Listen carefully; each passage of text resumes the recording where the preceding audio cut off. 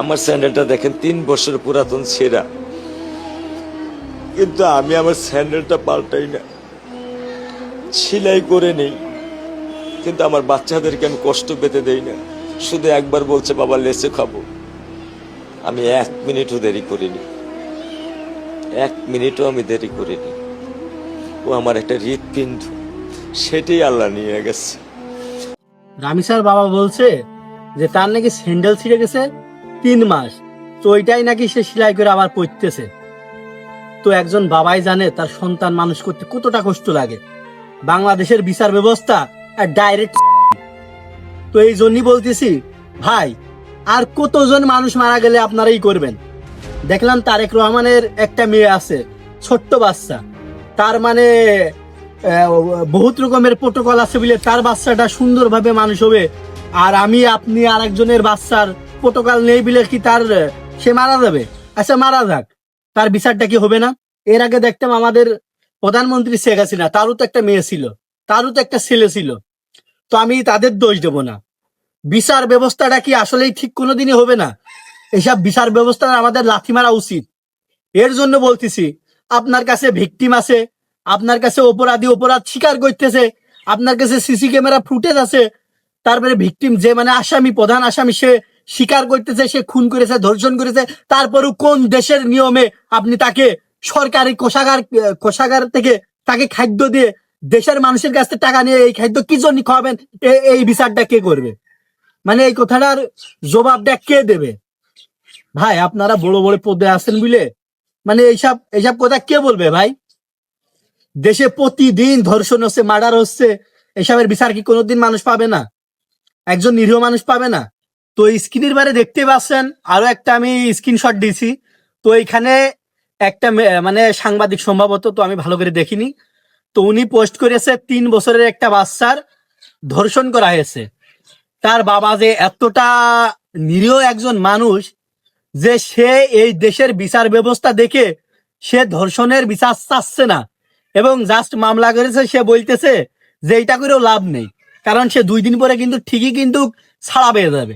এই হলো আমাদের বাংলাদেশের বিচার ব্যবস্থা।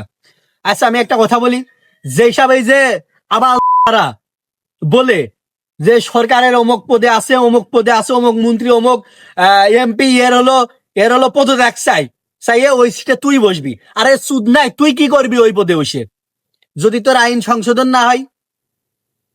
বাংলাদেশের সব থেকে বড় যে জিনিসটা দরকার, কোন এমপি, কোন মন্ত্রী বা যেসব এই যে আইন মন্ত্রী আছে, এসব চেঞ্জ করে কোনো লাভ নেই ভাই। যেটা চেঞ্জ করা দরকার, এ দেশের বিচার ব্যবস্থা চেঞ্জ করা দরকার। আপনি ধর্ষককে ধরতেছেন, আপনি প্রমাণ পাচ্ছেন, তার মুখের বয়ান পাচ্ছেন, সিসি ক্যামেরা ফুটেজ আছে, আলামত পাচ্ছেন, তারপরেও তার বিচার ব্যবস্থা এত দেরিতে কি জন্য হবে? এটা এইটার উত্তর কে দেবে ভাই? নাকি আপনার সরকারি লোক বা উপর মহলে বড় বড় মানে টাকার বড় বড় বান্ডিল দেবে, এর জন্য কি ওরা কি পার পেয়ে যাবে নাকি? সরকারি খাত থেকে প্রতিনিয়ত তার জেলখানায় রেখে একজন ধর্ষককে আপনি খাওয়াবেন কোন জন্য, কোন দুঃখে? আমাদের বাংলাদেশে যে এত এত হুজুর, মানে বাংলাদেশে একটা মুসলিম কান্ট্রি, প্রায় 90% মুসলমান থাকে।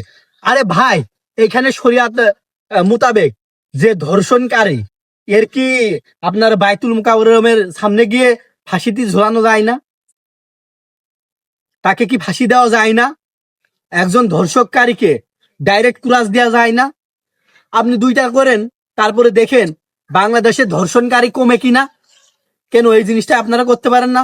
কোন মন্ত্রীর পদত্যাগ চান, কোন জায়গায় কে টাকা মেরে রেখেছে তার পদত্যাগ চান? কেন পদ নিয়ে আপনাদের এত মাথায় ব্যথা কেন? আপনারা এই যে সরকার পতন করলেন, সরকার পতন করে কি করেছেন ভাই? দেশের কোটি কোটি টাকা আপনারা লুটে উঠে খেয়েছেন। কোন উন্নতিটা হয়েছে দেশের? আপনারা বিচার ব্যবস্থার উন্নতি ঘটান, মানুষ আপনাদের মাথায় করে রাখতো, ঠিক আছে? তো যাই হোক, অনেক বড় বড় কথাই তো বুঝে ফেললাম, যা বলা উচিত না।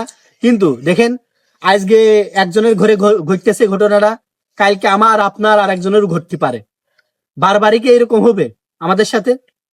আমরা কি বিচার পাবো না? আমাদের বাংলাদেশের আইন ব্যবস্থা, এইটা হলো সব থেকে বেশি জরুরি, আইন ব্যবস্থা ঠিক করা। আমাদের কাছে সকল প্রমাণ থাকতেছে, তারপরেও আমরা বিচার করতেছি না। তো আপনার একজন অপরাধ করতে তো দ্বিধাবোধ করবে না। আপনি দুই একটার বিচার করেন, ডাইরেক্ট রাজপথে তার শাস্তি দেন, দেখেন বিচার কমে কিনা।